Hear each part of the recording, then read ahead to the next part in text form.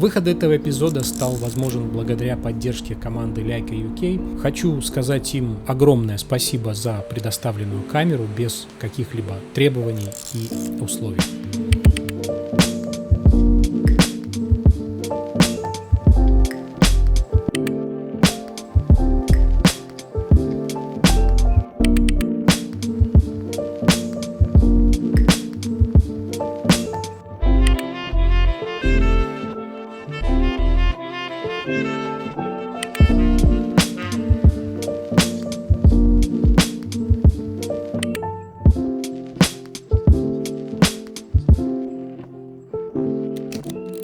Привет, друзья! Добро пожаловать в новый эпизод. Очень рад всем, кто смотрит меня постоянно, и тем, кто на моем канале впервые, и мы еще не знакомы. Меня зовут Андрей, я фотограф-любитель, живу и работаю в Лондоне, и каждый день пытаюсь развивать свои фотографические навыки. Сегодня очень важный для меня выпуск, потому что он задает новый вектор движения в развитии канала. Примерно 2 месяца назад я сидел в своем саду и размышлял о том, чтобы такого новенького попробовать, чего я еще никогда не делал, и что гипотетически принесло бы пользу мне и каналу в целом. Ни для кого не секрет, что многие блогеры в том или ином виде сотрудничают с различными брендами. И я решил, что мне тоже можно попробовать. Еще какое-то время у меня ушло на сомнения, но в итоге я решился написать несколько имейлов, в которых пытался описать свою деятельность и просил дать мне на обзор или просто в пользование интересующие меня штуки. Но я понимал, что локальные представительства брендов наверняка не будут строиться ко мне в очередь. Я хоть и живу в Лондоне, но канал веду на русском, и, возможно, для них это может стать красным флагом, и мои имейлы будут просто проигнорированы. Не скрою, почту я проверял чаще, чем делаю это обычно. И очень расстраивался, когда во входящих не было того самого письма, которое я так ждал. Шло время, но, как и предполагалось, тишина. Я уже перестал ждать, и моя жизнь постепенно вернулась в привычное русло. Я планировал новый выпуск, искал новую локацию, занимался обычными делами, короче говоря. И вдруг в самый неожиданный момент я получаю ответ от Leica UK. Я начинаю читать и не верю своим глазам. Да, без проблем. Мы можем прислать вам камеру, когда вам будет удобно. Поверьте мне, я действительно очень приятно удивлен, что есть еще бренды, которые и вправду не акцентируют внимание на географии аудитории или языке канала. Если вы когда-нибудь слышали их слоган «Das Wesentliche», надеюсь, я правильно произношу, что буквально переводится как «суть» или «самое главное». Я бы адаптировал это на более философский лад и перевел бы как «концентрация на важном». И они действительно это делают. Это очень здорово. Около недели ушло на обсуждение необходимых деталей, и вот она, Leica Q3 43, которую я очень давно хотел попробовать.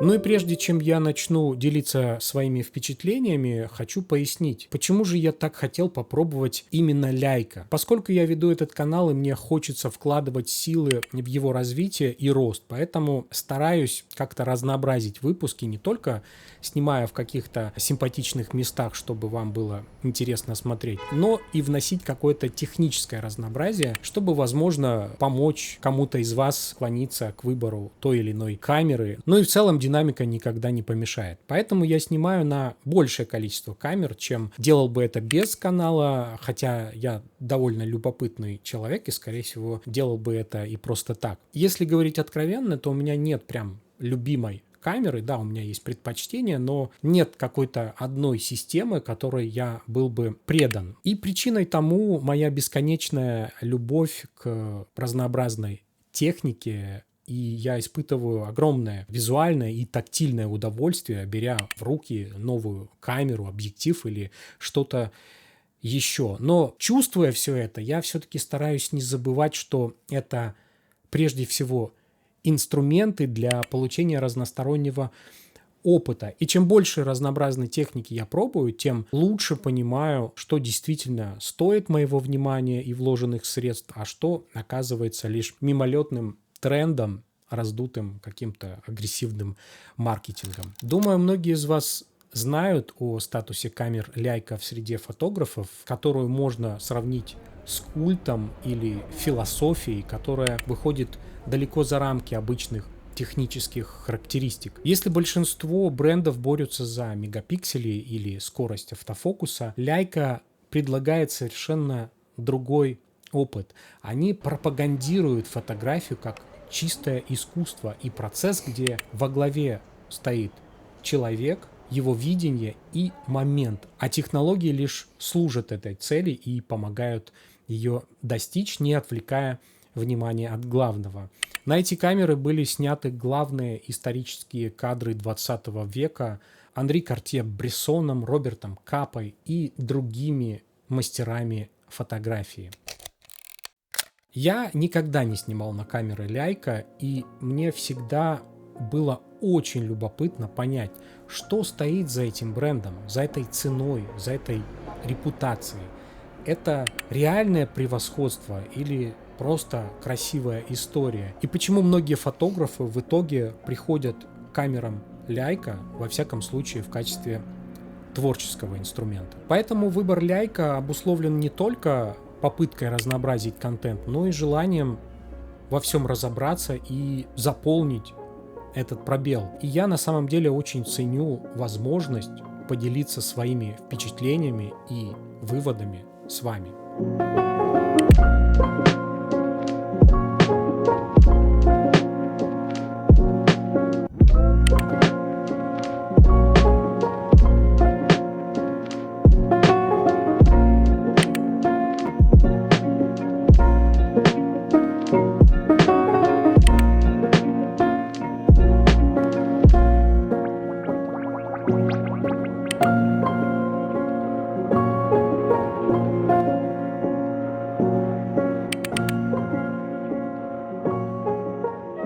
На мой взгляд, серия Q — это прежде всего идея дать вам универсальный инструмент для съемки всего, при этом избавив от мук выбора оптики. И все это в достаточно компактном корпусе с качеством профессиональной системы. На примере Q343 хочу отметить, что помимо качества картинки, о которой поговорим чуть позже, камера дарит очень приятные тактильные ощущения, что, согласитесь, немаловажно для камеры такого уровня. Корпус и объектив выполнены очень качественно и добротно. И выходя куда-то из дома по любым делам, ее прям хочется брать с собой. И здесь я хотел бы подчеркнуть именно слово «хочется». Я сам не ожидал, что это так сильно почувствую. Мое утро обычно начинается с прогулки с собакой, и рука сама на автомате тянулась к этой камере. Да, я понимаю, из-за того, что камера у меня на очень лимитированный период времени, и мою тягу можно объяснить свежестью впечатлений, но я почти уверен, что владельцы этих камер смогут подтвердить мои ощущения. Небольшая история. В один из дней я пошел на прогулку с собакой и оставил камеру дома, и очень об этом пожалел. Идя по обычному маршруту, по которому я хожу каждый день на протяжении многих лет, примерно на половине пути я вижу фантастически красивый Volkswagen Жук старого образца, я, честно говоря, не разбираюсь, наверное, 60-х, в офигенном красном цвете. Автомобиль стоял в таком уютном месте, и еще очень крутой момент заключался в том, что он рифмовался с другим автомобилем, который стоял на противоположной стороне дороги, тоже в красном цвете, но уже из нашего времени. И сцена мне показалась довольно интересной. Я вернулся домой, схватил камеру, прыгнул в машину, чтобы ускориться, и очень надеялся, что успею сделать кадр. Но, как вы можете предположить, момент был упущен, и это было действительно досадно.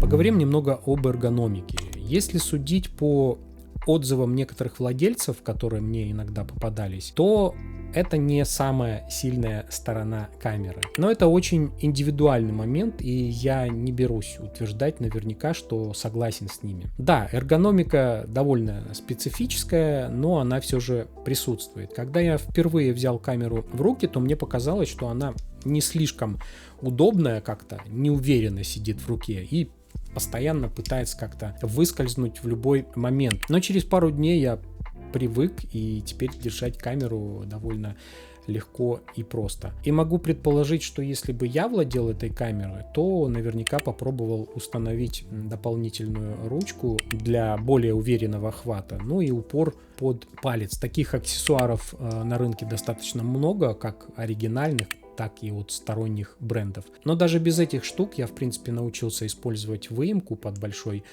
палец, а также для использования одной рукой я поддерживаю камеру мизинцем. Ну и получается довольно уверенный хват. Говоря об объективе, хочется разделить рассказ на два момента. Его оптические свойства и, собственно говоря, фиксированность. Начну со второго, так как это достаточно спорный момент при выборе камеры, особенно если учитывать стоимость. И этот факт можно воспринимать как негативный. Невозможность сменить объектив — это, конечно же, ограничение, с которым придется жить, и решаясь на это и принимая правила игры, вы с ними соглашаетесь. Но все не так страшно, как может показаться на первый взгляд. И если преодолеть этот момент, то, погрузившись в мир оптического совершенства, абсолютно забываешь обо всем. Лично мне не пришлось привыкать, так как я довольно давно снимаю на Fujifilm X106 и на Ricoh GR разных серий. Я даже получаю удовольствие от осознания того, что, выйдя на прогулку, я не могу сменить объектив. Это очень интересное ограничение, которое поначалу заставляет тебя как-то подстраиваться, но потом ты просто снимаешь и начинаешь видеть кадр еще до того, как приблизился к локации или объекту.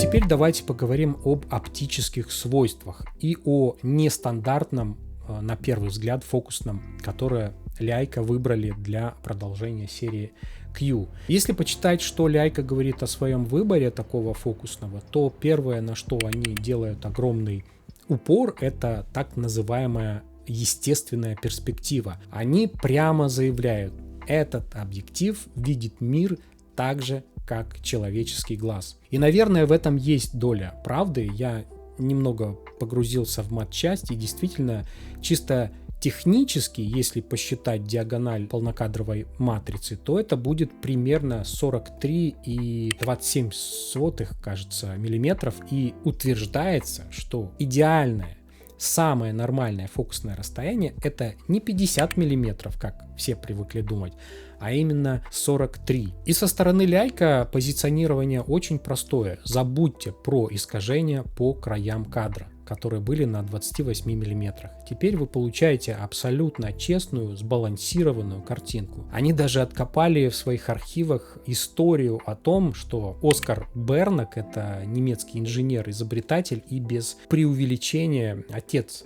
современной малоформатной фотографии, именно он создал то, что мы сегодня называем полнокадровой камерой, и подарил, собственно говоря, миру бренд Leica. В 20-х годах прошлого века он тестировал один из первых прототипов с объективом 42 мм. И Leica говорит, что, мол, мы просто вернулись к истокам и к тому, как все задумывалось изначально. Второй важный момент — это статус этого стекла. Leica не просто сделали новый объектив, они повесили на него шильдик APO хромат, и очень гордятся тем, что смогли упаковать сложнейшую оптическую схему с кучей асферических элементов в корпус, который по размерам практически один в один со старым 28 миллиметров.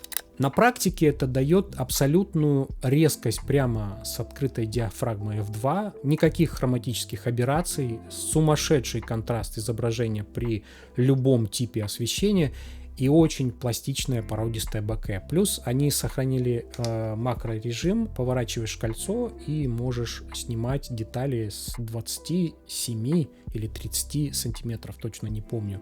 Короче говоря, объектив феноменальный, не побоюсь этого слова.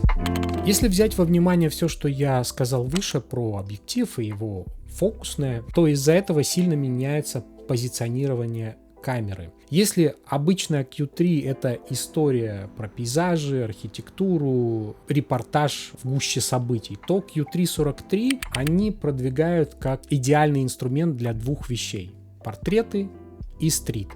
Для портретов это фокусное подходит идеально, оно не плющит лицо, как длиннофокусные телевики, но при этом красиво отделяет человека от фона. И что важно для стрита, теперь не нужно подходить к людям в упор, а это далеко не всем подходит, как с широким углом. Можно держать комфортную дистанцию, оставаясь незаметным. Для жанровой съемки это огромный плюс.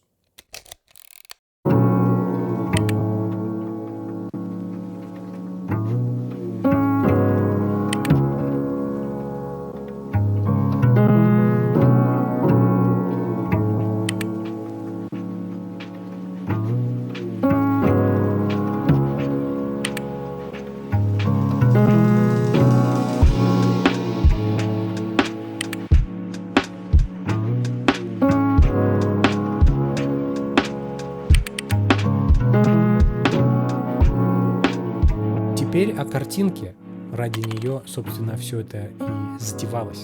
60 мегапикселей для меня это нормально и привычно. Я, в принципе, люблю иметь запас в разрешении, и многие камеры в моем арсенале его имеют. В Leica Q3-43 есть один момент, который для камеры с фиксированным объективом особенно важен. Полнокадровый сенсор с технологией Triple Resolution. Если коротко, то вы сами решайте, с каким разрешением снимать: 60, 36 или 18 мегапикселей. И самое крутое здесь то, что, к примеру, когда вы выбираете 18 мегапикселей, камера не просто отрезает лишнее. В дело вступает технология пиксель-биннинга, объединяя группы пикселей в один большой суперпиксель. Я не знаю, так, наверное, это можно назвать. И в итоге такой укрупненный пиксель собирает гораздо больше света, и в режиме 18 мегапикселей вы получаете достаточно чистую картинку с расширенным динамическим диапазоном, что особенно заметно в глубоких тенях или при сложном вечернем освещении. Главное, вы сохраняете ту самую полнокадровую пластику и размытие фона. В отличие от обычного цифрового кропа, где вы используете только центр сенсора и картинка становится более плоской, технология Triple Resolution оставляет весь объем кадра для вас. Раз уж мы говорим о цвете и картинке, скажу немного о Leica Lux цветовых профилях, которые можно загрузить в камеру из приложения Leica Photos. Их довольно много, и все выглядят очень достойно. В новой прошивке, кстати говоря, теперь можно регулировать их интенсивность, что, на мой взгляд, очень правильное решение. И если хочется снимать без дальнейшего напряга с обработкой, в принципе, можно смело выбирать один из профилей и спокойно снимать. Теперь о прошивке, и это отдельная история. Я не пользовался Leica раньше, поэтому всех проблем до не видел лично. Я взял камеру уже с установленной прошивкой 4.0.0. Камера показалась мне абсолютно адекватной. Достаточно быстрый старт, нормальный интерфейс, распознавание людей и животных, в принципе, работает на уровне. Короче говоря, хорошо, что это теперь все здесь есть, и работает очень достойно. Сам интерфейс мне понравился, он эстетичный визуально и очень логичный в использовании. Честно говоря, я бы хотел, чтобы другие производители посмотрели на Leica и немного переосмыслили свои меню. Автофокус работает хорошо, все еще, наверное, уступает Sony, особенно в каких-то сложных динамичных сценах, но это нужно просто принять, но он абсолютно комфортный. В конце концов, Q3-43 камера для вдумчивой творческой съемки. Спортивный репортаж я бы на нее снимать не стал. Есть ли минусы? Конечно, есть. У любой камеры есть минусы. И Q343 не исключение. Но, на мой взгляд, большинство из них, в принципе, не особо критичны. Первое. Бленда. Собственно, конструкция не позволяет использовать стандартные фильтры из-за слишком толстой оправы. Если накрутить такой фильтр, родная бленда либо вообще не налезает, либо упрется в фильтр и начнет его царапать. Проблема решается покупкой ультратонких фильтров, выпущенных специально для Q343, если хочется оставить родную бленду, либо купить альтернативную от Square Hood или Freewell или любого другого стороннего бренда. Неудобно? Да, но я думаю, что это в принципе решаемо.